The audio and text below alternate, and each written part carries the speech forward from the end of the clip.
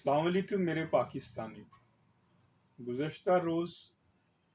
امریکہ نے روس کی دو بڑی آئل کمپنیوں لیوک آئل اور روز نیفٹ ان پر سینکشنز امپوز کر دی ہیں، جس کے بعد یہ دونوں کمپنیز اب بیرونی دنیا میں دوسرے ملکوں کو اپنا تیل فروخت نہیں کر سکیں گی۔ بلومبرگ کی رپورٹ کے مطابق یہ دونوں کمپنیاں مل کر روس کا 50% آئل ایکسپورٹ کرتی ہیں، جس سے آپ اندازہ کر سکتے ہیں کہ ان دونوں آئل کمپنیز کا روس کی معیشت میں کس قدر اہم حصہ ہے، جبکہ باقی جو 10 کمپنیاں ہیں وہ مل کر 50% تیل ایکسپورٹ کرتی ہیں۔ امریکہ کو دیکھتے ہوئے یورپی یونین نے بھی روس کے خلاف اقدامات اٹھاتے ہوئے جو روسی مائع گیس ہے اس پر بھی پابندی عائد کر دی ہے، اور یہ کہا ہے کہ جو معاہدات ہیں، جو درمیانی نوعیت کے عمر کے معاہدات تھے وہ 6 ماہ میں ختم ہو جائیں گے، اور جو طویل مدتی معاہدات تھے روس کے ساتھ وہ 2027 تک ختم ہو جائیں گے۔ اب ڈونلڈ ٹرمپ نے اپنی پریس کانفرنس میں یہ کہا کہ ہم چین سے یہ توقع کرتے ہیں کہ چین بھی اس جو سینکشن ہیں ان کا احترام کرے گا، اور دوسری طرف جب بھارت کی بات ہوئی تو اس پر ٹرمپ کا یہ کہنا تھا کہ مودی نے ان سے یہ وعدہ کیا ہے کہ وہ روسی تیل کو نہیں خریدیں گے۔ یہ جو دو کمپنیاں ہیں، اس صورتحال میں روس کا کیا ممکنہ رد عمل سامنے آ سکتا ہے یا آیا ہے، بھارت چین اس کو کیسے دیکھتے ہیں، دنیا کی سیاست جو ہے کیا وہ اس واقعے سے کسی تبدیلی کی طرف رخ کرے گی، یہ وہ تمام اہم سوالات ہیں جو میرے نزدیک کوئی بھی سیاست کا جو طالب علم ہے عالمی سیاست کا، اس کو یہ اسٹڈی کرنا چاہیے اور اس پہ سوچ بچار کرنا چاہیے۔ اب روس کی طرف دیکھیں تو روس تو اس سینکشنز کو بڑی بآسانی نبٹ سکتا ہے۔ مثال کے طور پر روس کے پاس یہ حل ہے کہ وہ ان دو کمپنیوں جن پر سینکشنز امپوز کی ہیں امریکہ نے، ان کا تیل باقی جو کمپنیز ہیں 10 ان کے ذریعے وہ دوسرے ملکوں کو بیچ لے، اور اس طرح یہ راستہ اس کے لیے نکل سکتا ہے بآسانی۔ چین نے البتہ یہ کہا ہے کہ وہ ضروری نہیں ہے کہ وہ ان سینکشنز کو مانے گا۔ اب چین کا ایک اپنا موقف ہے، تاہم بھارت کا موقف چین سے مختلف ہے، اور بھارت کی یہ کوشش ہے، اور جیسا کہ سامنے آ رہی ہے کہ وہ نہ تو چین کو ناراض کرنا چاہتا ہے، نہ روس کو ناراض کرنا چاہتا ہے، اور نہ امریکہ کو ناراض کرنا چاہتا ہے۔ تو آپ کہہ سکتے ہیں کہ بھارت روس سے یہ کہہ سکتا ہے کہ آپ یہی تیل جو ہے وہ مجھے دوسری کمپنیوں کے ذریعے دیں، اس ہاتھ سے نہ دیں، دوسرے ہاتھ سے دے دیں، میں دوسرے ہاتھ سے لے لیتا ہوں، تاکہ آپ بھی خوش ہو جائیں اور امریکہ بھی راضی ہو جائے۔ جبکہ یورپ کی طرف دیکھیں تو وہاں پہ روسی یہ جو کمپنیز کے اوپر سینکشنز ہیں ان کا اثر لازمی طور پر دکھائی دے گا، کیونکہ یورپی یونین کے ساتھ جو ممبر ممالک ہیں اور امریکہ کے جو اتحادی ہیں، جن میں آلموسٹ سارا یورپ ہے، معاشی اعتبار سے جب ہم دیکھتے ہیں تو وہاں پہ ان سینکشنز کا ضرور اثر ہو سکتا ہے. تاہم یہ بات اپنی جگہ اب حقیقت نظر آتی ہے کہ روس اب ویسٹ پہ انحصار نہیں کرتا، اور روس ویسٹ پہ انحصار کرنے کی بجائے اب اپنی مارکیٹ جو ہے وہ ایشیائی ملکوں میں تلاش کر رہا ہے، اور اس کی جو تجارت ہے وہ جو ایشین کنٹریز ہیں ان کے ساتھ بڑھ رہی ہے. اب اس ساری صورتحال میں یہ تو ایک معاشی جو عمل اور رد عمل ہے یہ میں نے آپ کے سامنے رکھا. اب اگر آپ یہ دیکھیں کہ یہ پابندیاں کیوں لگائی گئیں. ٹرمپ نے تو اپنی پریس کانفرنس میں یہ کہا کہ یہ پابندیاں ہم اس وجہ سے لگا رہے ہیں کہ یوکرائن جنگ میں جو روس کو کاؤنٹر کیا جائے اور مجبور کیا جائے کہ وہ اس جنگ کو روکے، اور یوکرائن کے وسیع تر مفاد میں لگا رہے ہیں. یہ ان کا پالیسی سٹیٹمنٹ ہے. تاہم اگر آپ سائنٹیفکلی اس کا انالیسس کریں تو صورتحال کچھ مختلف سی دکھائی دیتی ہے.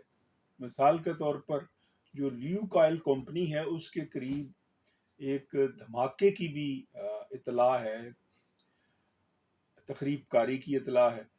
اب یہ سینکشنز لگانا اور پھر دھماکہ وہاں پہ ہونا، یہ اس چیز کی علامت ہے کہ معاملات کچھ اور نوعیت کے ہیں. یہ ہم نے دیکھا کہ 1990 میں سوویت یونین کے کولیپس ہونے کے بعد امریکہ کو کھلی چھٹی تھی، اور امریکہ پھر اس پیریڈ میں ہم نے بہت ساری جنگیں بھی دیکھیں، تباہیاں بھی دیکھیں. اور اس پیریڈ کو ہم جب دیکھتے ہیں، گزشتہ 35 برس کے پیریڈ کو، تو ہمیں اس طرح کشمکش نظر نہیں آتی جس طرح اب جا کے ایک دوبارہ سے کشمکش کا سلسلہ ہمیں دکھائی دے رہا ہے، جو غیر روایتی انداز میں آگے بڑھتی نظر آ رہی ہے. حالانکہ 2-4 ماہ پیچھے چلے جائیں تو ٹرمپ جو ہے وہ روس کے ساتھ بھی ہمیں نظر آتا ہے، اور زیلنسی کو اس نے بالکل صاف ہاتھ دکھا دیا کہ میں اب آپ کے لیے کچھ نہیں کر سکتا اور یورپ آپ کے لیے کچھ نہیں کر سکتا. اس طرح یو ٹرن مارتا ہے ٹرمپ کے بندہ خود جو سیاست کا کوئی طالب علم ہے وہ حیران رہ جاتا ہے کہ یہ یکدم جو پالیسی میں شفٹ لے کے آتا ہے، اس کی کیا وجہ ہے. اب جو صورتحال سامنے آئی ہے جیسے میں نے آپ کے سامنے رکھی، روس اور امریکہ کی کشمکش، اس سے آپ اندازہ کر سکتے ہیں کہ در حقیقت یہ کشمکش ایک طرح سے جو سٹیٹس کو کی حامی قوتیں ہیں ان کے درمیان ہے، اور جو سٹیٹس کو کے اینٹی قوتیں ہیں ان کے درمیان ہے. سٹیٹس کو کی جب میں بات کرتا ہوں تو میرا کہنے کا مطلب یہ ہے کہ جو موجودہ عالمی نظام ہے جس میں دنیا رہ رہی ہے، یا آپ کہہ لیں رہنا بھی کیا ہے، سانس لے رہی ہے، سانس بھی مشکل سے لے رہی ہے، ایک جکڑی ہوئی ہے. یہ نظام عالمی مالیاتی نظام جو ہے وہ برٹن ووڈ کانفرنس میں قائم ہوا 1944 میں. اور اب اس عالمی نظام کو شدید خطرہ ہے یوان کے نظام سے جو کہ چین ڈومینیٹڈ ہے، اور برکس کے نظام سے. تو در حقیقت جب ٹرمپ یا امریکہ روس کے اوپر سینکشن امپوز کر رہا ہے یا چین کے اوپر ٹیرف لگا رہا ہے، تو اس کو براڈر پرسپیکٹو میں دیکھنے کی ضرورت ہے کہ در حقیقت امریکہ اور اس کے اتحادی اس نظام کو تحفظ دے رہے ہیں اور اس نظام کے تحفظ کی لڑائی لڑ رہے ہیں، جبکہ چین اور روس جو ہے وہ اس نظام سے باہر نکلتے ہوئے اپنی بقا کی اور دنیا کے ان ملکوں کے تحفظ کی بات کر رہے ہیں کہ جن کا تحفظ کرنے میں اقوام متحدہ ناکام رہا اور اقوام متحدہ کامیاب نہیں ہو سکا۔ آپ گزشتہ 80 برس کی کارکردگی سامنے لے کے آئیں یونائٹڈ نیشنز کی، کشمیر یا فلسطین یا روہنگیا یا ویتنام، حتیٰ کہ موغادیشو، بوسنیا ہرزیگوینہ، یوگوسلاویا، آپ کو ہر جگہ کے اوپر کسی ایک جگہ بھی یہ جو عالمی سیاست کا تضاد ہے وہ ریزالو کرتے ہوئے نظر نہیں آتا، جو ملکوں کے درمیان ہے اور جو ریاستوں کے مابین جو تنازعات ہیں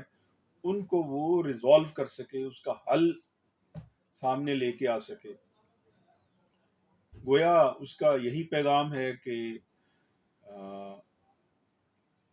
جس میں جو ہمت ہے وہ آپ اپنا دفاع خود کر لے۔ اور موجودہ جب ہم دیکھتے ہیں اس نظام کی بدترین شکل جو ہے، بدترین جو سیاسی شکل ہے، وہ ہمیں غزہ کے اندر نظر آ رہی ہے، جہاں پہ ابھی حال ہی میں شرم الشیخ میں پیس ایگریمنٹ بھی ہوا، اور اس پیس ایگریمنٹ کی خلاف ورزی کرتے ہوئے اسرائیل نے دوبارہ جنگ مسلط کی اور نسل کشی اسی طرح جاری رکھے ہوئے ہے جس طرح وہ 2 سال سے جاری رکھے ہوئے تھا۔ یہ اس نظام کی، عالمی مالیاتی نظام کی، جو در حقیقت جس نے عالمی سیاسی نظام کو تشکیل دے رکھا ہے، یہ اس کی بدترین شکل ہے۔ اب یہ ایک طرف ہے، اور دوسری طرف یہ ایمرجنگ آرڈر ہے جو کہ ہمیں روس اور چین کی شکل میں نظر آ رہا ہے، اور دنیا کی سیاست اور عالمی سیاست اب اس پوائنٹ کے اوپر کھڑی ہے اور اسی لائن کے اوپر ہو رہی ہے ساری دنیا کی سیاست۔ لہذا آپ جب ایک ملک کی دوسرے ملک کے خلاف کارروائی کو دیکھیں تو اس کو براڈر پرسپیکٹو میں دیکھیں۔ یہ صرف ایک واقعہ ہی نہیں ہے کہ یہ سینکشن امپوز کر دی۔ گویا دوسرے لفظوں میں اب یہ جو لڑائی ہے، یہ جو بڑھ رہی ہے، یہ اب کس طرف جائے گی؟ اب اس تضاد نے ریزالو بھی تو ہونا ہے۔ یہ اصول ہے تضاداتی سیاست کا، ڈائلیکٹیکل مٹیریلزم اسی کو کہتے ہیں، کہ اب اس تضاد نے ریزالو ہونا ہے۔ جب تضاد کے ریزالو ہونے کی بات میں کرتا ہوں تو آپ زمینی حقائق کو دیکھیں تو امریکہ کی صورتحال وہ نہیں ہے اب جو کہ 20 برس پہلے کی تھی۔ لہذا امریکہ سے اب اس طرح خوف زدہ ہونے کی ضرورت نہیں ہونی چاہیے۔ ان چھوٹی ریاستوں کو، ان کمزور ملکوں کو جو کہ ایک عرصے تک امریکہ کے خوف تلے ہی زندگی بسر کر رہی تھیں یا بسر کر رہی ہیں، اس کی سب سے بہترین مثال ہمیں ایران کے معاملے میں ملتی ہے کہ امریکہ اور اسرائیل مل کر بھی ایران کو زیر اثر نہیں کر سکے، اس پر جنگ مسلط کی، لیکن جنگ مسلط کرنے کے باوجود زیر اثر نہیں کر سکے۔ معاشی پابندیاں بھی عائد کیں، تاہم معاشی پابندیوں کے باوجود ایران کو گھٹنے ٹیکنے پر مجبور نہیں کر سکے۔ اس میں بھی بہت بڑا لیسن ہے ان ملکوں کے لیے جو ممالک جو ہے وہ امریکہ کی ہر بات سے خوف زدہ رہتے ہیں، امریکہ کے خوف تلے دبے رہتے ہیں۔ ضرورت اس امر کی ہے کہ پاکستان بھی جس عالمی سیاست میں جس جگہ اس وقت کھڑا ہے، اس نے بھی یہ فیصلہ کرنا ہے. آپ یہ نہیں کر سکتے کہ صرف کسی دوسرے کی خوشنودی کے لیے آپ اپنی قومی سلامتی اور جو قومی خود مختاری ہے اس کو بھی داؤ پہ لگا دیا جائے.